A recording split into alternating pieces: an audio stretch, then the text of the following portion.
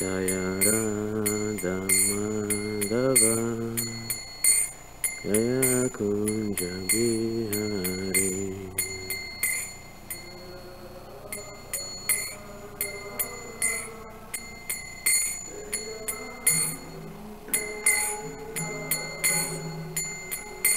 Jaya Radha Madhava Jaya Kunja Bihari.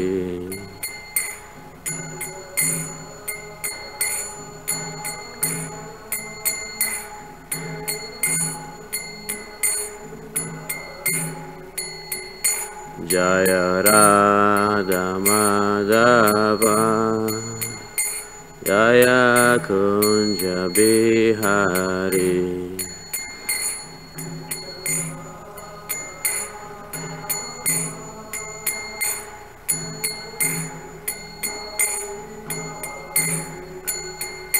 Gopi Jana Vallabha Girivaradari.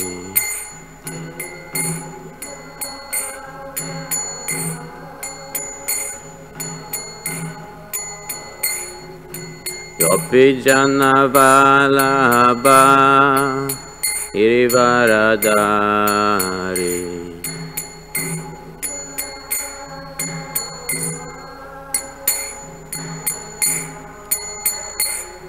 Yashoda Nandana Brajajana Ranjana.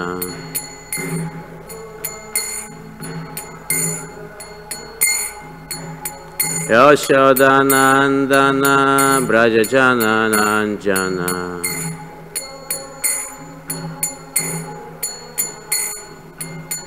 Yamuna Tira Vanachari.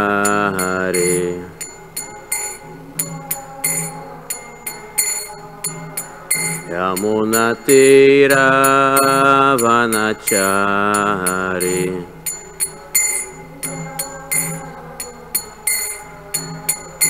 Jaya Radha Madhava Jaya Kunja Bihari.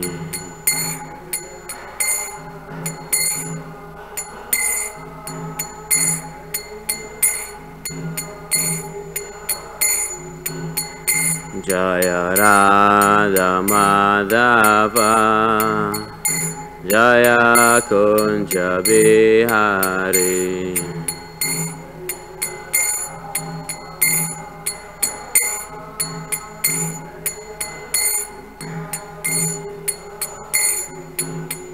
Gopi Jana Vallabha Girivaradari.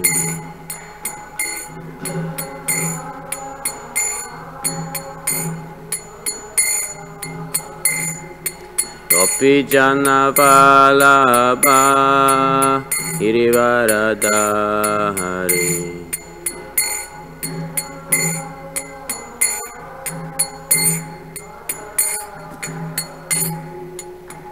Yashoda Nandana Brajajana Ranjana.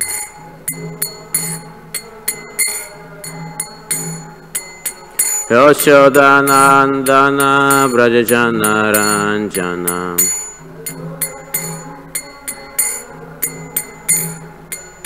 Yamuna Tira Vanachari.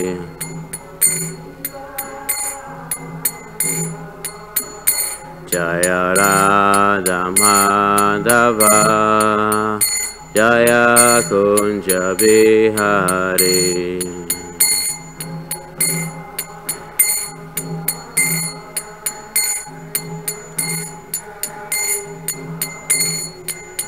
Hare Krishna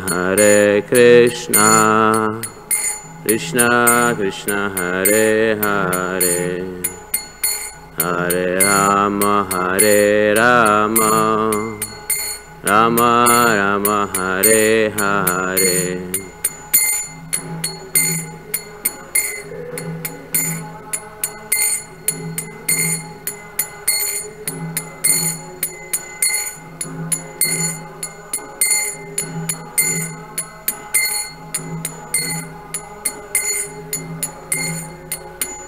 Hare Krishna, Krishna Krishna, Hare Hare, Hare Rama, Rama Rama, Hare Hare.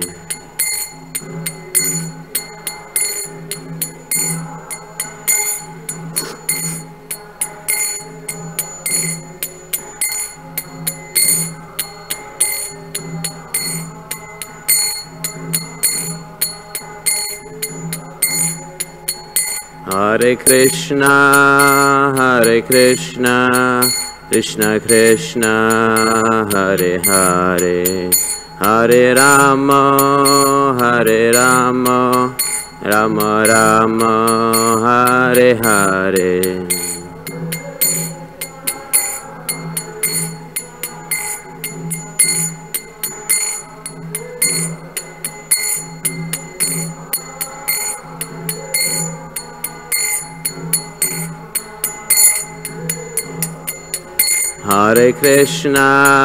Hare Krishna, Krishna Krishna, Hare Hare, Hare Rama, Rama Rama, Hare Hare.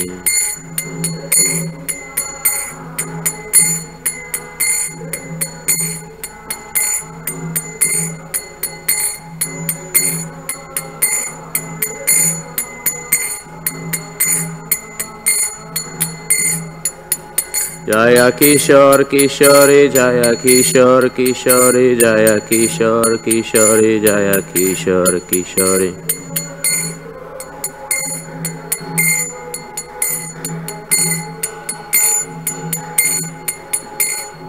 Jai Jagannath, Jai Jagannath, Jai Baladev, Jai Subhadra.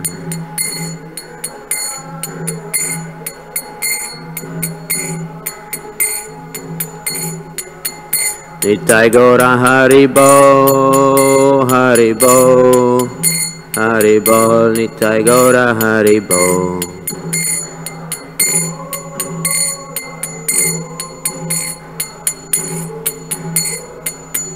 Jaya Jaya Prabhupada, Prabhupada, Prabhupada, Jaya Jaya Prabhupada.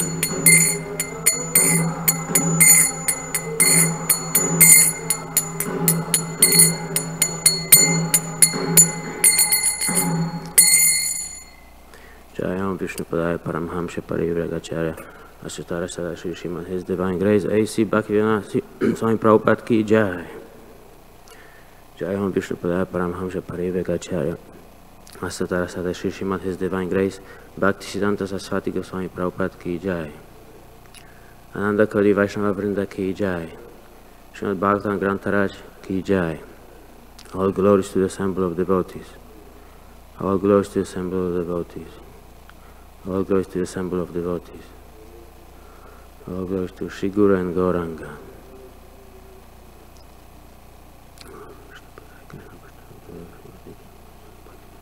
Namaste Saraswati Devi Gauravani Prachayani Visheshwani Bhadi Prashadish Vanchakapatarbhyascha Kripasinduvasavicha Bhaktidanam Pavanebhya Vaishnavaya Namaha.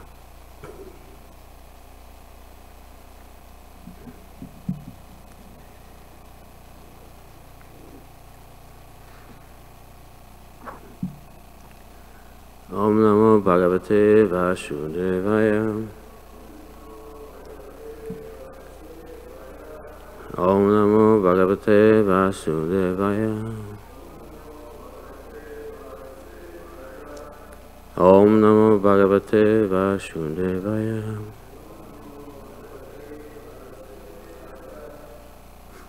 Reading from Srimad Bhagavatam, Canto 10, Chapter 9, Verse 17.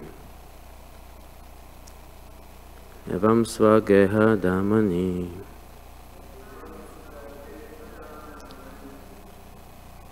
Yashoda sandadati api Gopinam susmayantinam Smayanti Vishmita Bhavat. Evam Svageha Damani. Yashoda Sandhadati Api.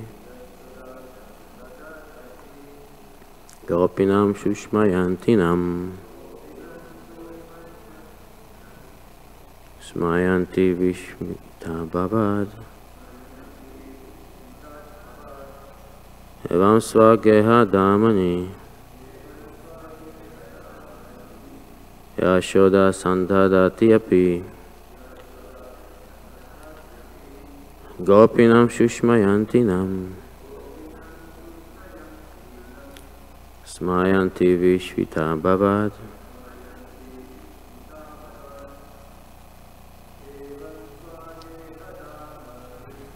Vam Svageha Damani. Yashoda Sandhadati. Gopinam Shushmayantinam.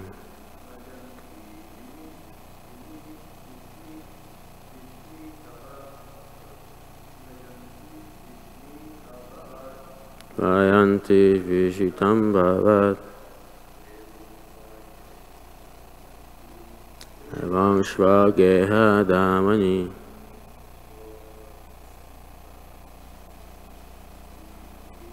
Yashoda Sandhadati Api.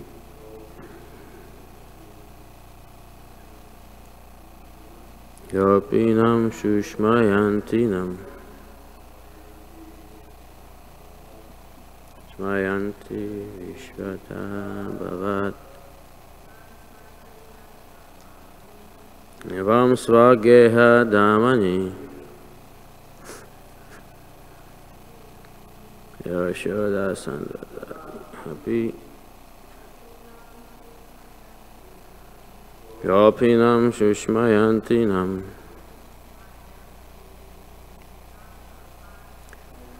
Vishmitam Bhavat. Thank you for chanting. Translation. Word by word translation. Evam, in this manner, Svageha Damani. All the robes available in the household. Yashoda. Mother Yashoda, Sandhadati Api, although she was joining one after another, Gopinam,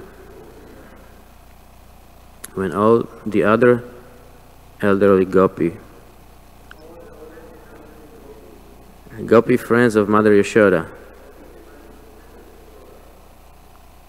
Susmayantinam, were all taking pleasure in this funny affair. Smayanti. Mother Yashoda was also smiling. Vishmita Abhavat. All of them were struck with wonder. Translation. Thus Mother Yashoda joined whatever robes were available in the household, but still she failed in her attempt to bind Krishna. Mother Yashoda's friends, the elderly gopis in the neighborhood, were smiling and enjoying the fun. Similarly, Mother Yashoda, although laboring in that way, was also smiling. All of them were struck with wonder. Purport by Srila Prabhupada. Actually, this incident was wonderful because Krishna was only a child with small hands. To bind him should have required only a rope, not more than 2 feet long. All the robes in the house combined together might have been hundreds of feet long, but still, he was impossible to bind, for all the ropes together were still too short. Naturally, Mother Yashoda and her gopi friends thought, how is this possible? Seeing this funny affair, all of them were smiling. The first rope was short by a measurement of the width of 2 fingers, and after the second rope was added, it was still 2 fingers too short. If the shortness of all the ropes were added together, it must have amounted to the width of hundreds of fingers. Certainly this was astonishing. This was another exhibition of Krishna's inconceivable potency to his mother and his mother's friends.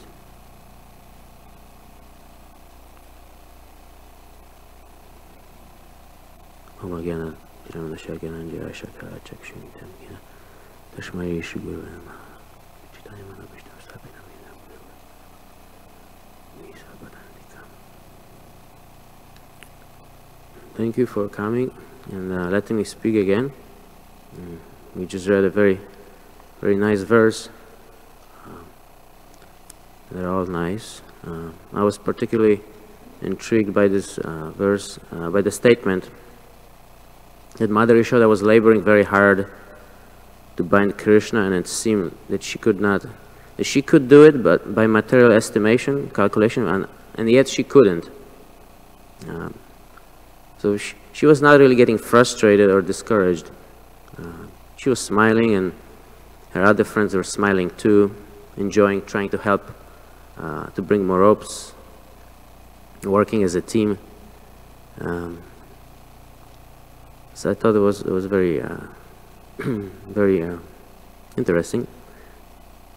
And yesterday I was reading with my son Nitai about Krishna, crawling in the mud and grabbing the tails of the calves, and stealing butter and yogurt. And even though the elderly gopis were complaining, filing complaints against Krishna, and they were externally not happy, they were enjoying and having a great time. So whatever the situation may look externally, devotees were internally enjoying the pastimes of Krishna. We can look up to such transcendental exchanges of affection and love, emotion between devotees.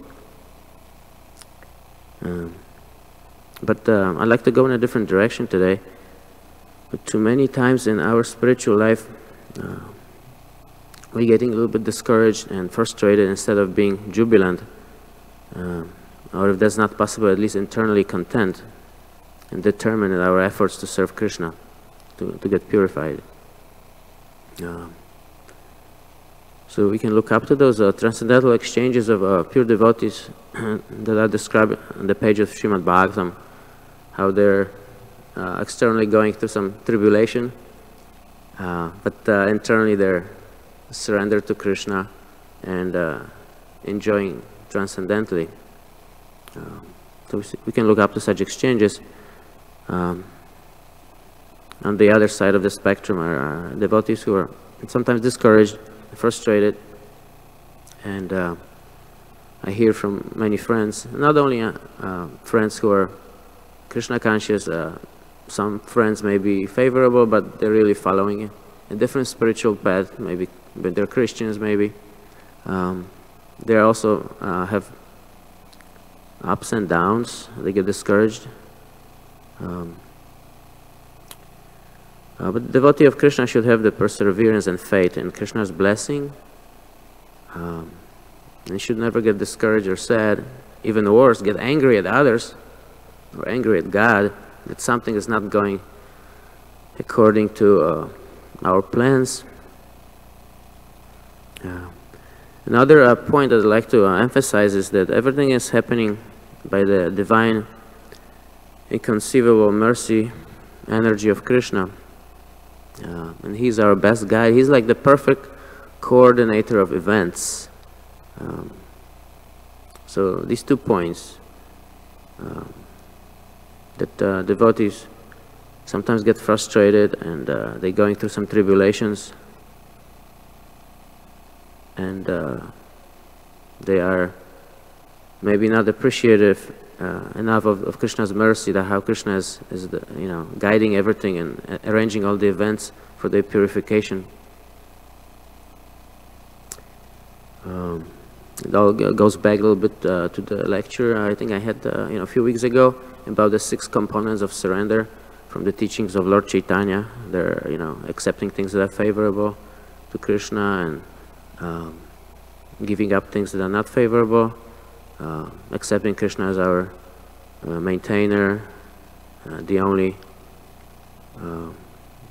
refuge, and only Krishna can fulfill our desires, and also staying humble. So the 6, I think there was one more, I forget which one, but obviously I'm not fully surrendered there. But the 6 components of surrender are important when we go through such difficult times sometimes. And so I'd like to also give you a little story. It's a very important story in my life because I was going through some tribulation. So I thought I would tell you this story today. It was many years ago, and I was not a happy camper. I think I was like right out of, I was in high school, maybe like a freshman year, and I came from Poland, and in Poland I was raised in Roman Catholic tradition, so I used to, I was aligned more with that tradition. I was doing some, reading the Bible and going to church and praying on the rosary, and doing some devotions to Mother Mary and all these things. Anyway, and then I found out that we're going to the United States of America, and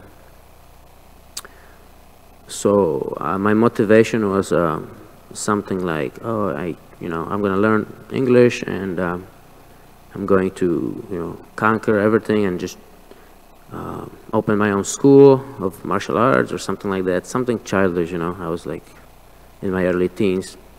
And so when I came to the States, I was reading the Bible, going to church, and then I was exposed at the same time to all these external temptations that the American youth was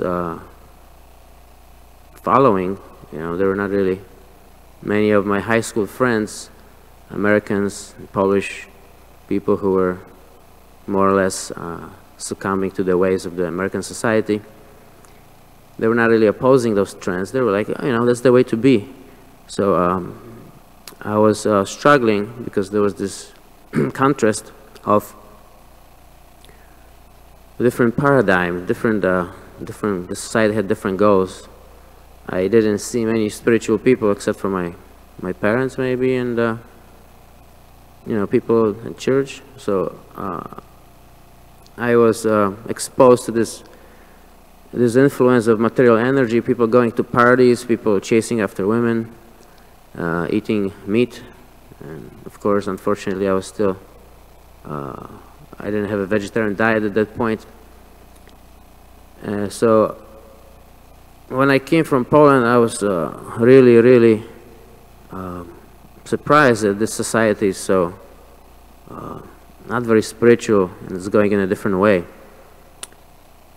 So for a while I tried to be spiritual and go to church and pray on the rosary and things like that, and after some time it became so hard that I told God, no, everyone's doing something completely opposite to what I'm doing. I think it's too hard for me, and I have nothing against you, God. I appreciate everything, but I think I'm going to take vacation, and I just relax for a little bit and do something different. So that's what I told God, and I got more into exercise, and I was doing more karate and stuff, and all these crazy things. And one time it was a very hot and humid day, and I used to like to work out outside, outdoor workouts, you know, running and doing karate, whatever I was doing.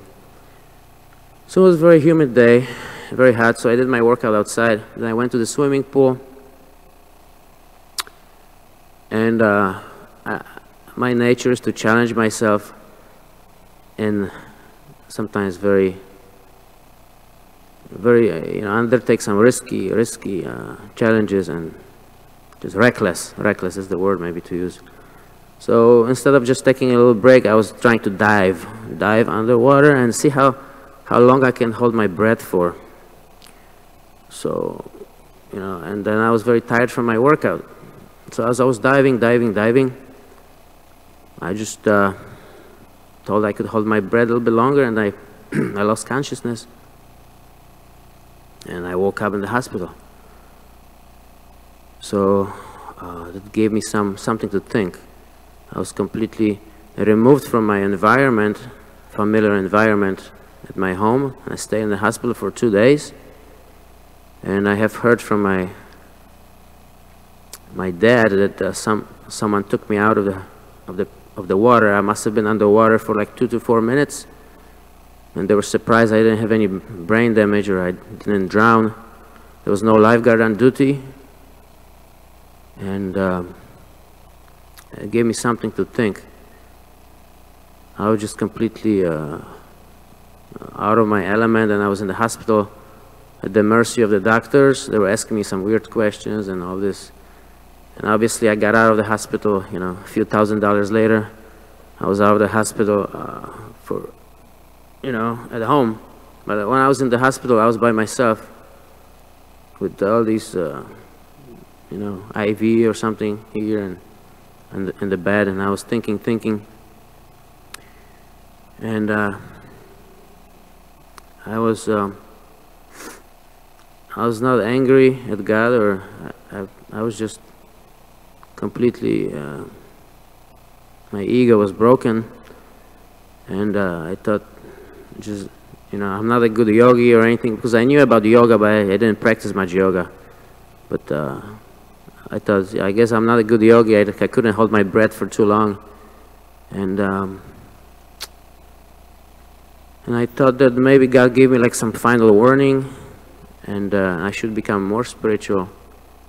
He gave me a slap, you know, just hard enough to wake me up and get me back to my former, previous determination, motivation, and but not hard enough to make me leave my body, so I can continue my spiritual path in this body still. So needless to say, I doubled up my efforts to come closer to God after this incident. And I think I was more ready to accept Krishna consciousness a few years down the road. And as I read this, I recall this incident. In the years after the incident, I remember this nice verse from Bhagavad Gita, chapter 9, verse 18, that Krishna is our ultimate refuge and shelter, the witness, abode, the ultimate friend. And he has our best interest in his heart. Like a very good father, he'll sometimes slap you around and yell at you, but he actually has the best interest in his heart for his children. So the children may not like it, sometimes they cry, they revolt, rebel, but actually it is a very good thing that's happening, because later on the children will grow up and become mature, get nice jobs and do well in life. So this was just a little small example from my life. For me it was very traumatic, and I'd like to read you something from one of our spiritual leaders, Bhakti Tirtha Swami, my Guru Maharaj. In the early years of my Krishna consciousness, my Guru Maharaj recommended I read the books of Bhakti Tirtha Swami entitled The Spiritual Warrior, and I was very amazed by those books. And so there is one nice thing that, many nice things, but there is one in particular I'd like to read you something about what's called the dark night of the soul. That describes a little bit more about those difficult times that some of the devotees may be going through in their lives. Something traumatic may happen. So let me read it here, some from his book. I'll paraphrase sometimes. So devotee should, the first one is from Srila Prabhupada, from his diary, Hari Stories Daily, Volume 4, verse 6, Volume 4, page 66. So Prabhupada will be saying something here. Devotee should expect to encounter many foes that will attack with different levels of intensity during the course of the war with Maya, or Ahankar. War with Maya is the most difficult combat for the soul trapped in matter. If we desire to become full-fledged servants of the Supreme Lords, we must fight, whatever the cost. Srila Prabhupada says, one has to pass examination, severe test. That one has to pass. That chance is there in the human form of life to pass the examination, just like if you want a responsible post, if you want to remain a vagabond, remain a vagabond. What is the question of test? Also, Srila Prabhupada gives this nice story about a sparrow, and the sparrow laid her eggs on the banks of the ocean, and somehow the ocean took the eggs away for whatever reason, and the sparrow wanted to rescue her children, to be born children, and the sparrow was very determined to retrieve her eggs from the waters of the ocean. And she said to the ocean, if you don't give me those my children back, I will start draining the water with my beak. I will remove your water, and I will get my children back. So she was undertook that project, and she was removing the water, taking the water, a little quantity in her beak, and then take the water out, and you can imagine just how many lifetimes that would take to dry up the ocean, if at all it would ever dry up. So, you know, people, animals, creatures were looking and laughing at the sparrow. Why is she doing that? It's not going to happen. It's an impossible task. The ocean is the the boss, and decided to take the eggs, and nothing can be done. But nevertheless, the sparrow was continuing to take water out of the ocean and try to dry up the ocean. But it so happened that the carrier of Lord Vishnu, Garuda, bird carrier, he saw the efforts of his little sister, and he felt compassion. So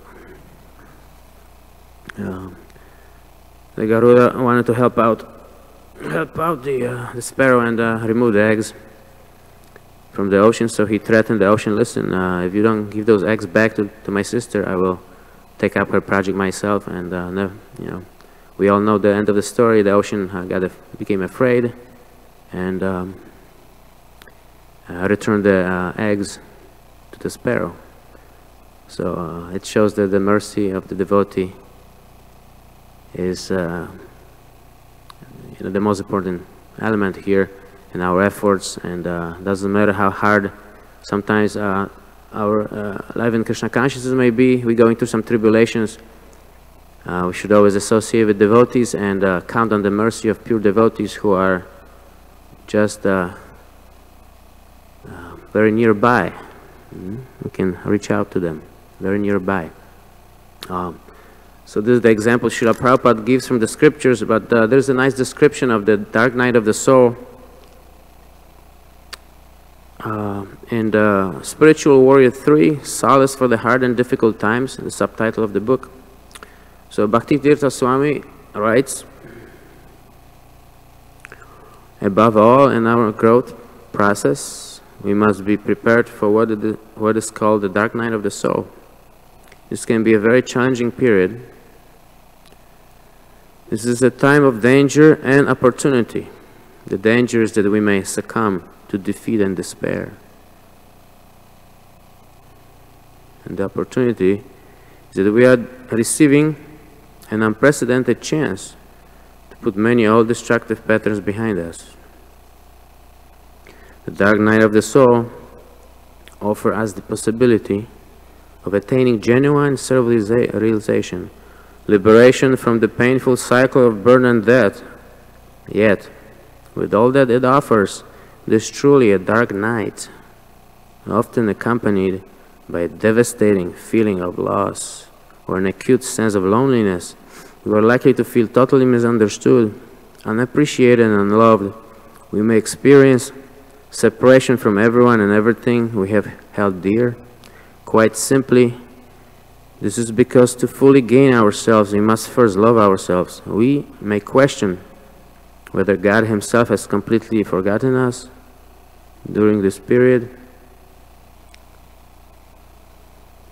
All of our secret, long-held desires, during this period, all of our secret, long-held desires and fears must appear before us so we can transcend them.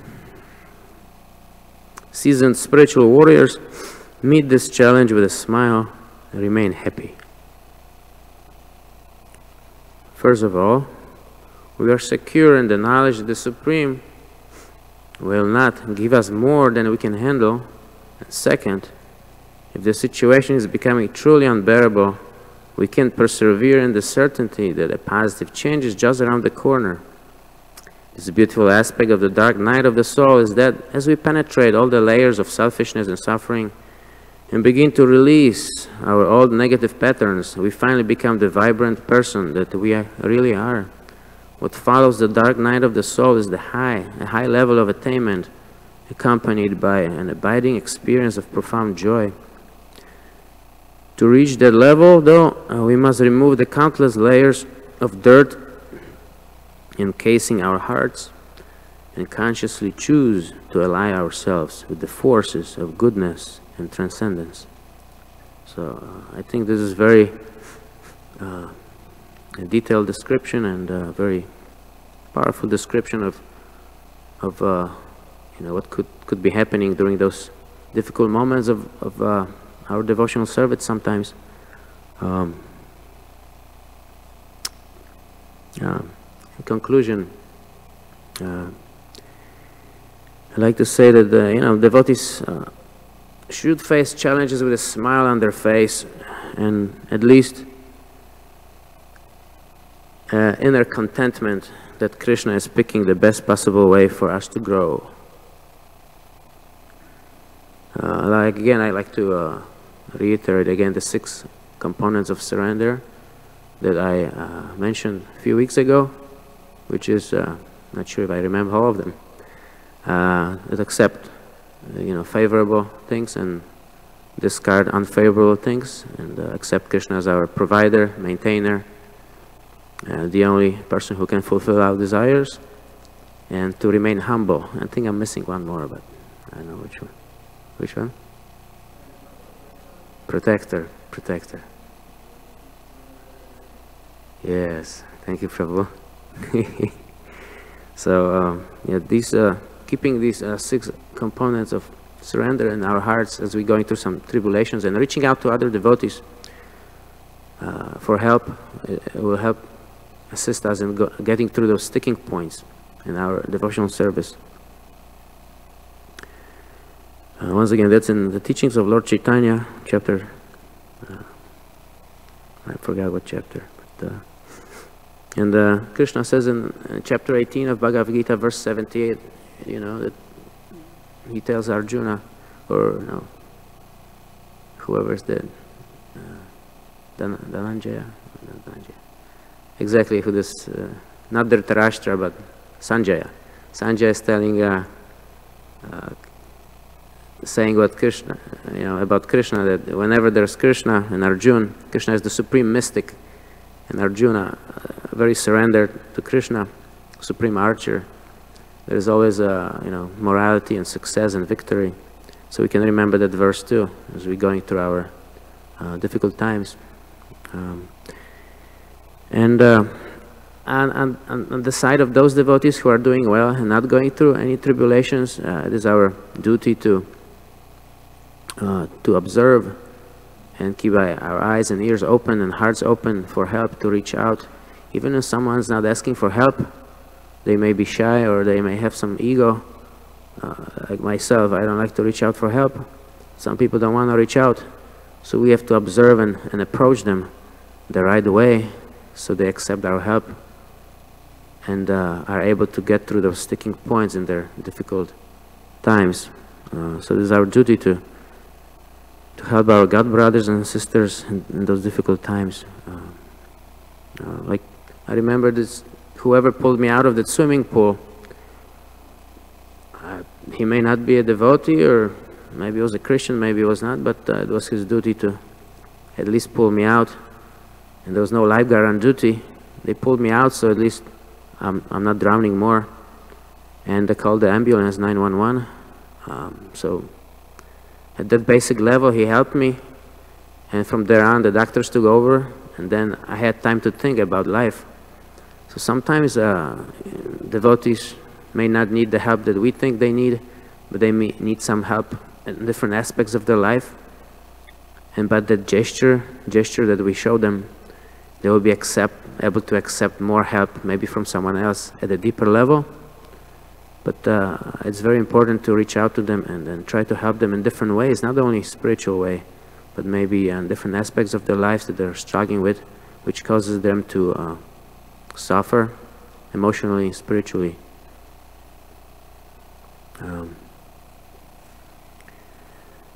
Once again, I think it was a very important subject to discuss today, and I appreciate any feedback and comments. Also, I apologize for a lack of flow and a little bit short lecture, but maybe I'll get some questions from you, so maybe we can, exchange some some ideas. Thank you very much. Hare Krishna.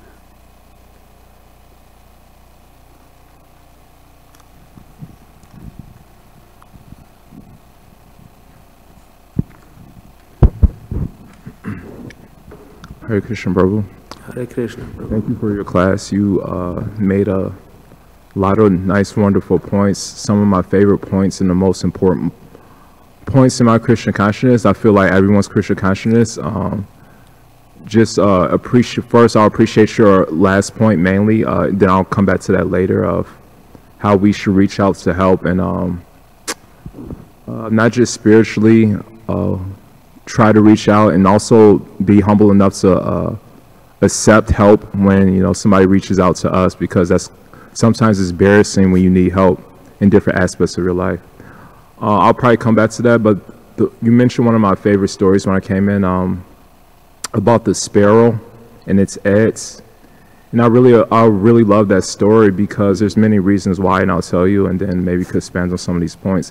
I believe I'm not sure if you quoted the verse, but Prabhupada, I believe that story is in chapter 6, verse 34, I believe. I'm pretty sure. Bhagavad Gita? Yeah. I think there's where it is. Prabhupada mentions in the purport, so I believe it's 634. So, but I have to check. And the reason I appreciate that story is because there's many stories of determination in the scriptures. Like, I don't know too much about King Prataparudra, but I know he tried to see Lord Chaitanya many times. And he was a king. Lord Chaitanya says, I can't see a king. And he, one after another, I remember Prabhupada mentioning that the lesson is determination. We also hear Bilvamango Thakur. He was a prostitute hunter, and he also had determination. This Mother Jasoda passed on, obviously, determination. And the sparrow, determination. And one reason I appreciate that pastime is because we all have a prized possession in our lives that, Prabhupada, the scriptures mention that are like the eggs, which is Krishna Prema. But our Krishna Prema is covered by an ocean of anarthas. And actually, Prabhupada mentions this phrase, ocean of anarthas, in the, or ocean of lust, in the Lord Shiva Mohini pastime. In one of his purports, he says that Lord Shiva, the Lord gave Lord Shiva an ocean of lust within his hearts. And we see sometimes in our spiritual life, it can be very discouraging because we have an ocean of lust, anger, greed, that's covering our Krishna Prema, like the eggs. And we see that it's impossible. If you try to empty out a bucket, it's impossible. But we need the help of Sadhu Sangha in order for us to rescue our most prized possession. And we see also, I love this pastimes because we see that, God forbid, we see in the material world that if a parent loses her child, or God forbid, they get kidnapped, God forbid, like I said, we see a parent will never give up searching for their child. And we see that the great devotees, that's like their child, Krishna Prema, they'll never give that up, regardless of so many obstacles. And so, my question is that regarding this pastimes, that the sparrow accepted a very powerful personality for help, Garuda. Right. This is obviously a Paramahamsa, a great Vaishnava. And so sometimes in our spiritual lives, it's very easy for our ego to accept help when they're obviously superior to you, like the guru or spiritual master. But I appreciate your last point there because it's hard for us, just like if you're drowning in the ocean, you were mentioning, I think you were something like drowning or something, but if you're drowning in the ocean and a small boat comes, you're not going to reject the boat. I need a Titanic ship. Forget this small boat. Forget this small boat. I'm waiting for the Titan. I'm waiting for Maharaj. So sometimes in our spiritual life, it's almost embarrassing. We kind of reluctantly accept the help because we think help's supposed to come in a certain package, like a Maharaj. That's why I appreciate your last point of help. Essentially, you were saying, we can help people in many different ways. They can help them in many different ways. And I'll just mention one last time regarding that. In Anshalila, chapter 5 of Chaitanya Charitamrita, that pastime is mentioned where Praduma Mishra went up to Lord Chaitanya and told Lord Chaitanya, can you tell me about Krishna? And Lord Chaitanya says, I can't tell you about Krishna. Ramananda Roy can tell you about Krishna. So then he went to Ramananda Roy. He saw that Ramananda Roy, it appears that he was attached to women, and he was a non-devotee. Prabhupada always quote that verse, Asat Sangha Tiyaga E Vaishnava Char, Sri Sangi Eka Sadhu Krishna Bhakta Ar. That one should give up the association of non-devotees and those who are attached to those who lust after women. So Ramananda Roy appears to be doing that. So then he went back to Lord Chaitanya. He didn't gossip on Facebook. He says, Lord Chaitanya, are you sure he can help me? And Lord Chaitanya says, yes, the Titanic ship of my help hasn't arrived, but the small boat of his help has. So you're going to have to take all the help you could get. So what are some steps we can move forward because sometimes we're looking for help, but we don't get it where we want it. And that's because maybe Krishna's trying to teach us a lesson, humility, accept whatever help and be grateful for all the help. That if somebody's trying to reach out, be grateful, not like, oh, you can't help and you're not a pure devotee. So what are some steps we can move forward to develop that? Because Bilvamakha Thakur, he offered his glories to Chintamani. She, like you said, she was only able to help him so far. She says, why are you attached to this body? Go to Vrindavan. So she wasn't fully able to help them, but she gave him a little help. But he never said, you're a prostitute, you can't help me. Right. So what are some steps we can move forward? Or have you noticed in your spiritual life, has it been difficult for you to accept some help if it's too embarrassing, a problem, but somehow or other you humble? Maybe you could expand on those points if you like. Right. Prabhu, thank you so much. These are the very nice points you're making. I mean, this is great. And hopefully I remember them so I can use them in my presentations to other individuals. Well, so you're asking essentially if what are the steps to facilitate, to make ourselves more ready, more prepared to accept a different level of help than what we expect, like someone like, okay, like a small ship, instead of the Paramhamsaship. Right? This is a very valid point because we have our expectations. We all have our expectations of what kind of service we should be doing for Krishna, of what kind of mercy we should be getting for Krishna. We have expectations now. Are these expectations correct, valid? They may be, maybe they're not. Maybe they're only partially correct and valid, and that's where our consciousness needs to be purified to really see what kind of service or what kind of help I should be getting at this point in my life. How to get to that point? Well, I mean, one remedy is to always stay in the association of devotees, and even though we may not be talking about the problems that we're going through, as long as we're in the atmosphere and the environment of devotees, we are getting purified at the levels, even subconsciously, even without knowing, we're getting purified to the point where we'll be able to receive the type of help that Krishna wants us to receive.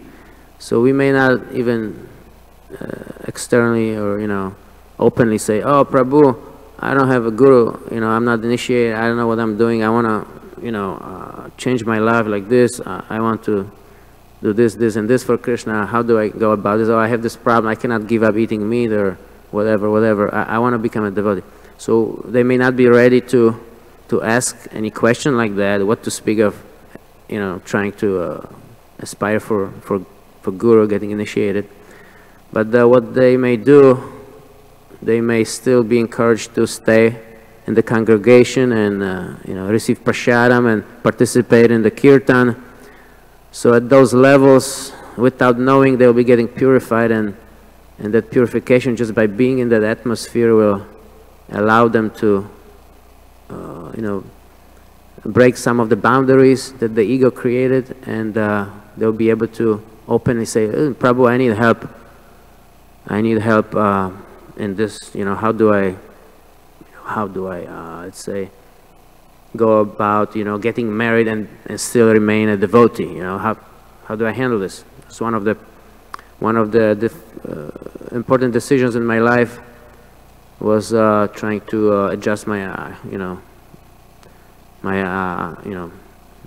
varna and ashram. So I wasn't sure where I fit. I was like, I don't know exactly what to do. So I asking some devotees. I think I remember very fondly remember this devotee, Kalki Das Prabhu. He's amazing, and he helped me so much in making the right decision for my life. So where to be as far as the varna and ashram, and it worked out for me. It looks like it's working out for me somehow. I didn't give up chanting, and I keep studying. Learning more about Krishna, and so it was, I think, the right move, and he helped me immensely. I reached out to him, but he was always very pleasant. He was always just asking me how I am, and just a little like petty talk, like something that's not really important, but he kept the association with me, and then I was more comfortable to reach out to him when I really got like, oh my gosh, I don't think I can follow the rules, it's too hard. Like I probably want to, enter a different ashrama for myself. So I reached out to him and told him what are the pluses, what are the benefits, or maybe any negatives of entering into this ashram. And he really gave me a good counsel. So, but at the same time, I would always associate with him on Sunday afternoon, Sunday feast, and he would always say something to me. I would say something to him. It was special, many years ago. So I thank you, Kalki Prabhu, Hare Krishna, and so. Hare Krishna, thank you I was just commenting on those 2 points that I appreciate, and another appreciation, short comment. First of all, Kalki Prabhu was here last night. Oh gosh, Kalki Prabhu, I'm sorry I missed you. But he's actually here living in Chicago, I'm told by Jitendra, for the time being. So he'll probably be coming more often, maybe in the evening. So maybe if you get in contact with him. Maybe on Sunday, yeah. I need more counsel. And also the last point, the point you were answering my question, I really appreciate it. It's actually, the point you answered my question is that it's actually mentioned in this first canto, this 10th canto of the Bhagavatam a few chapters ago. I can't remember, but I marked it at home. And I really appreciate it. I think that's one of the most important points you were saying. Just be around the association of devotees, and eventually Krishna answer your question for you or get you the help you need, because there's a verse in here maybe a few chapters ago. Like I said, I could give it to you when I find it later. But it basically says 3 types of people benefit from Bhagavatam. Those who speak Bhagavatam, those who inquire about Bhagavatams, and those who sit and listen. Because we see that some people don't even never have any questions, but that doesn't mean they don't have any questions. Exactly. That means maybe they don't want to say it publicly, but still Krishna, if you're sincere, even if you're asking questions internally, then you'll always hear the answer that you require, because depending on your sincerity. Wow. And so I'll find that verse for you. It's only like a few chapters ago in the beginning of this 10th canto, so yeah. I appreciate it, Prabhu. Wow. So Jai, I like this point. Ask questions internally at least. Yeah. Krishna will answer them for you. Wow. Yeah. So that's why it's important just be around association devotees. Yes, Prabhu. Thanks. Thank you. Wow. Well, great points, Prabhu. Nikwe, more questions? Thank you for your feedback and nice points. Vancha Kalpatarugascha Kripasinda Vezavacha Payinam Pavana Vivashna Vivanama.